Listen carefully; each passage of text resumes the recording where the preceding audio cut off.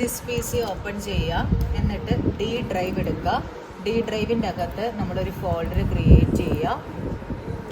CSEB എന്നാണ് folder name കൊടുത്തിരിക്കുന്നത്. എന്നിട്ട് ഈ ഫോൾഡർ ഓപ്പൺ ചെയ്യുക. എന്നിട്ട് ഇവിടെ കൊണ്ടുവന്ന് റൈറ്റ് ബട്ടൺ ക്ലിക്ക് ചെയ്ത് അഡ്രസ്സ് കോപ്പി ചെയ്യുക.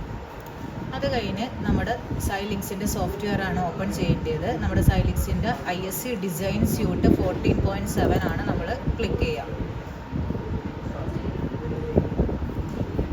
അത് ഓപ്പൺ ചെയ്ത് കഴിഞ്ഞ് കഴിയുമ്പോൾ നമ്മൾ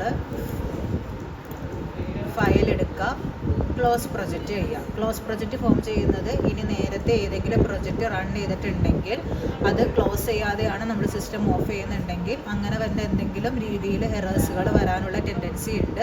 അപ്പോൾ അത് അവോയ്ഡ് ചെയ്യാൻ വേണ്ടിയാണ് നമ്മൾ ഫയൽ എടുത്ത് ക്ലോസ് പ്രൊജക്റ്റ് ചെയ്യുന്നത്. ഇനി ഫയൽ എടുക്കുക, ന്യൂ പ്രൊജക്റ്റ് ചെയ്യുക.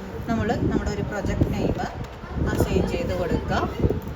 എന്നിട്ട് നമ്മൾ നേരത്തെ കോപ്പി ചെയ്തിരിക്കുന്ന അഡ്രസ്സ് ഇവിടെ കൊണ്ടുപോയി പേസ്റ്റ് ചെയ്യാം. അപ്പോൾ നമ്മുടെ വർക്കിംഗ് ഡയറക്ടറിയിലേക്കും അഡ്രസ്സ് ഓട്ടോമാറ്റിക്കലി പേസ്റ്റ് ആയിക്കോളും. എന്നിട്ട് നെക്സ്റ്റ് അടിക്കുക.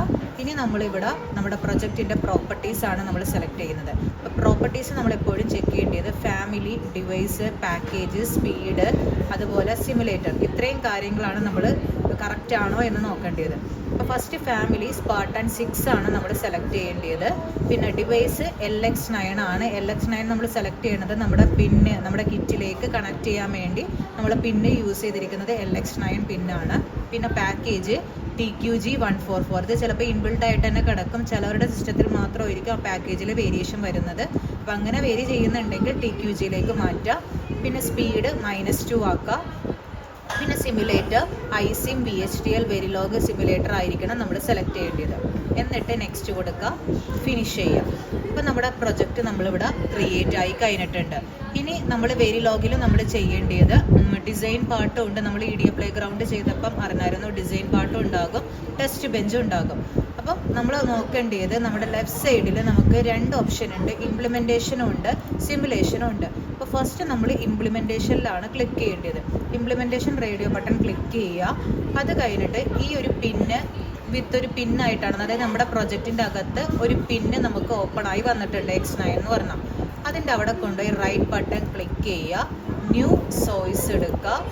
അതിൽ ഫസ്റ്റ് നമ്മൾ വെരിലോഗിൽ ക്രിയേറ്റ് ചെയ്യേണ്ടത് ഡിസൈൻ മൊഡ്യൂളാണ്. അപ്പോൾ ഫസ്റ്റ് നമ്മൾ ഡിസൈൻ മൊഡ്യൂൾ സെലക്ട് ചെയ്യുക. ഡിസൈൻ മൊഡ്യൂൾ നമ്മൾ വെരിലോഗ് മൊഡ്യൂൾ എന്ന് പറഞ്ഞിട്ടുള്ള ഓപ്ഷനാണ് നമ്മൾ സെലക്ട് ചെയ്യേണ്ടത്. എന്നിട്ട് ഫയൽ നെയിം കൊടുക്കാം. ഇപ്പോൾ സപ്പോസ് ആൻഡിൻ്റെ ആണ് ഞാൻ ഡിസൈൻ പാർട്ട് ചെയ്യുന്നതെങ്കിൽ വെറുതെ ചുമ്മാ ആൻഡ് മാത്രം കൊടുക്കരുത്, അതൊരു കീവേഡാണ്. അപ്പോൾ നമുക്ക് എറർ കാണിക്കാനുള്ള ടെൻഡൻസി ഉണ്ട്. അപ്പോൾ ആൻഡ് ഡിസൈനോ വല്ലത് കൊടുക്കുക, കാരണം ഡിസൈൻ ഫേസ് ആണെന്ന് അറിയാൻ വേണ്ടി. എന്നിട്ട് നെക്സ്റ്റ് കൊടുക്കുക. ഇനി ഇവിടെ വേണമെന്നുണ്ടെങ്കിൽ നമുക്ക് ഇൻപുട്ടുകൾ ഇവിടെ അസൈൻ ചെയ്ത് കൊടുക്കുക, അല്ലെങ്കിൽ നമ്മൾ നെക്സ്റ്റ് കൊടുത്ത് ആ കോഡിൻ്റെ അകത്താണെങ്കിലും ചെയ്താൽ മതി. അപ്പോൾ ഇനി നെക്സ്റ്റ് കൊടുക്കുക, ഫിനിഷ് ചെയ്യുക. അപ്പോൾ നമുക്ക് ഡിസൈൻ മൊഡ്യൂൾ അവിടെ ഓപ്പണായി വന്നു. അപ്പോൾ ഏതാണോ നമ്മുടെ ഡിസൈൻ ഫേസ് ചെയ്യേണ്ടത്, ഡാറ്റ മോഡലിംഗ് ആണോ, സ്ട്രക്ചറലാണോ, ബിഹേവിയറലാണോ എന്ന് നോക്കിയിട്ട് നമ്മൾ ആ ഡിസൈൻ വാല്യൂസ് നമ്മൾ എന്ത് ചെയ്യുക, അതിൽ ആഡ് ഓൺ ചെയ്യാം. ഇനി നമ്മൾ ഡിസൈൻ ഫേസിലേക്ക് ഇപ്പം ഞാനിപ്പോൾ ഫോം ചെയ്തിരിക്കുന്നത് ആൻഡ് ഗേറ്റിൻ്റെ ഡാറ്റ ഫ്ലോ മോഡലിംഗ് വെച്ചിട്ടുള്ള പ്രോഗ്രാമാണ് ഇപ്പോൾ ഇവിടെ ആഡ് ഓൺ ചെയ്തിരിക്കുന്നത്. അതിവിടെ ആഡ് ചെയ്യുക. എന്നിട്ട് ഇവിടെ സേവ് ബട്ടൺ ക്ലിക്ക് ചെയ്യുക. അപ്പോൾ നമ്മുടെ ഡിസൈൻ മൊഡ്യൂൾ അവിടെ ഓക്കെ ആയി കഴിഞ്ഞു. ഇവിടെ സേവ് ബട്ടൺ കൊടുത്തിട്ടില്ല എങ്കിൽ നമുക്ക് ഇതിനുള്ള വാല്യൂസുകൾ സ്വിച്ച് ഓൺ ചെയ്ത് നമ്മുടെ ടെസ്റ്റ് ബെഞ്ചിൽ അവിടെ ഓപ്പൺ ആയി വരില്ല. ഇനി നമ്മൾ ടെസ്റ്റ് ബെഞ്ചാണ് ക്രിയേറ്റ് ചെയ്യേണ്ടത്. അപ്പോൾ ടെസ്റ്റ് ബെഞ്ച് ക്രിയേറ്റ് ചെയ്യണത് ഇപ്പോൾ നമ്മൾ പ്രൊജക്റ്റിൻ്റെ അകത്താണ് നമ്മൾ എന്ത് ചെയ്തേക്കണത്, ഡിസൈൻ പാർട്ട് കൊടുത്തിരിക്കുന്നത്. ഇനി ഈ ഡിസൈൻ ഫേസിൽ നിന്നാണ് നമ്മൾ ടെസ്റ്റ് ചെയ്യുന്നത്. അപ്പോൾ ഇവിടെ നിന്ന് എന്ത് ചെയ്യുക, ന്യൂ സോഴ്സ് എടുക്കുക.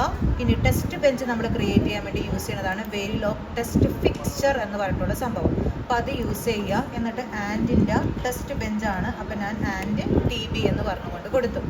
നെക്സ്റ്റ് അടിക്കാം. അപ്പോൾ ഇവിടുത്തെ കേസിൽ ഞാനിപ്പോൾ ഒരു ഡിസൈൻ ഫേസ് ക്രിയേറ്റ് ചെയ്തിരിക്കുന്നത് കൊണ്ടാണ് ഇവിടെ ആൻഡ് ഡിസൈൻ വന്നിരിക്കുന്നത്. ഇനിയിപ്പോൾ സപ്പോസ് എൻ്റെ പ്രൊജക്റ്റിൻ്റെ അകത്ത് മൾട്ടിപ്പിൾ ഡിസൈൻ ഫേസ് ഉണ്ടെങ്കിൽ എനിക്ക് ഏത് ഡിസൈൻ ഫേസ് ആണ് എനിക്ക് ആ ടെസ്റ്റ് ബെഞ്ച് അറ്റാച്ച് ചെയ്യേണ്ടത്, ആ കറസ്പോണ്ടിങ് ഡിസൈൻ ഫേസ് എന്ത് ചെയ്യുക, ഇവിടെ സെലക്ട് ചെയ്ത് കൊടുക്കുക, നെക്സ്റ്റ് കൊടുക്കുക, ഫിനിഷ് കൊടുക്കുക.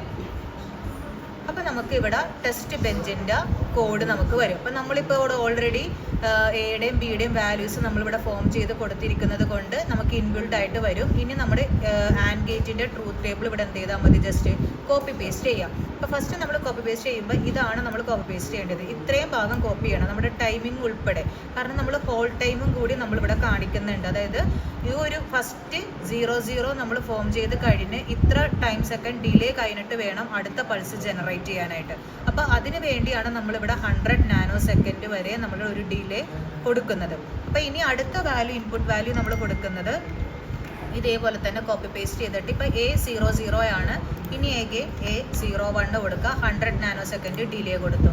എഗെയിൻ വീണ്ടും ഞാൻ കോപ്പി പേസ്റ്റ് ചെയ്യുക, എക്ക് 1 കൊടുക്കുക, 10 എഗെയിൻ 100 നാനോ സെക്കൻഡ് ഡിലേ കൊടുത്തു. എഗെയിൻ വീണ്ടും ഞാൻ കോപ്പി പേസ്റ്റ് ചെയ്യുക. ഇനി എന്താ, എക്കും ബിക്കും ഞാൻ എന്ത് കൊടുത്തു, 1 കൊടുത്തു. അപ്പോൾ 100 നാനോ സെക്കൻഡ് വരും. ഇതും വീണ്ടും അതുപോലെ എന്ത് ചെയ്യുക, സേവ് ചെയ്യുക. അപ്പോൾ നമ്മുടെ ടെസ്റ്റ് ബെഞ്ചും സേവായി, ഡിസൈൻ ഫേസും സേവായി കഴിഞ്ഞു. ഇനി നമ്മൾ ഇപ്പോൾ ഇത്രയും നമ്മൾ ചെയ്തത് ഇംപ്ലിമെൻറ്റേഷൻ ഫേസിലായിരുന്നു. ഇനി നമ്മൾ നെക്സ്റ്റ് സിമുലേഷൻ ഫേസ് പോകാം. സിമുലേഷൻ ഫേസ് പോകുമ്പോൾ നമുക്ക് ഇവിടെ കാണാം, നമ്മൾ ഓൾറെഡി ക്രിയേറ്റ് ചെയ്തേക്കുന്ന ആൻഡിൻ്റെ ടെസ്റ്റ് ബെഞ്ച്. അവിടെ ക്ലിക്ക് ചെയ്യുക. ക്ലിക്ക് ചെയ്ത് കഴിയുമ്പോൾ നമ്മുടെ താഴത്ത് ഐസിം സിമുലേറ്റർ എന്ന് പറഞ്ഞ് കാണും. ഈ ഐസിം സിമുലേറ്ററിൻ്റെ പ്ലസ് ബട്ടൺ ക്ലിക്ക് ചെയ്യുക. ഇനി നമുക്കിവിടെ 2 ഓപ്ഷനാണുള്ളത്. ബിഹേവിയറൽ ചെക്ക് സിൻടാക്സും ഉണ്ട്, സിമുലേറ്റ് ബിഹേവിയറൽ മോഡലും ഉണ്ട്. അപ്പോൾ നമുക്കറിയാം, ഒരു പ്രോഗ്രാം എഴുതി കഴിയുമ്പോൾ ആ പ്രോഗ്രാം ഫസ്റ്റ് നമ്മൾ കമ്പൈൽ ചെയ്യും, അത് കഴിഞ്ഞിട്ടാണ് നമ്മൾ റൺ ചെയ്യുന്നത്. അപ്പോൾ ഫസ്റ്റ് നമ്മൾ കമ്പൈലേഷൻ ആണ് ഇവിടുത്തെ ബിഹേവിയറൽ ചെക്ക് സിൻടാക്സ് എന്ന് പറയുന്നത്. അപ്പോൾ അവിടെ റൈറ്റ് ബട്ടൺ ക്ലിക്ക് ചെയ്യുക, റണ്ണ് കൊടുക്കുക.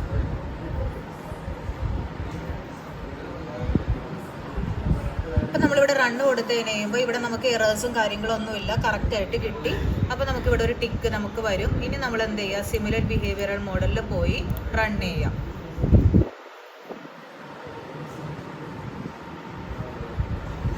നമ്മുടെ ഗ്രാഫ് വന്നു. ഇനി ഈ ഗ്രാഫ് വന്നു കഴിഞ്ഞാൽ ഇത് നമ്മുടെ ഫുൾ വ്യൂ അല്ല. അപ്പോൾ സോ നമ്മൾ ഇവിടെ ഈ ഒരു സൂം ബട്ടൺ, ഈ സൂം ബട്ടണിൽ സൂം ടു ഫുൾ വ്യൂ എന്ന് പറഞ്ഞ ഈ ബട്ടണിൽ ക്ലിക്ക് ചെയ്യുക. ക്ലിക്ക് ചെയ്ത് കഴിയുമ്പോൾ നമ്മുടെ ഗ്രാഫിൻ്റെ ആ ടൈമിംഗ് സീക്വൻസ് നമുക്ക് വരും. ഇനി നമ്മൾ ഓരോ വാല്യൂസും നമ്മൾ നോക്കാം.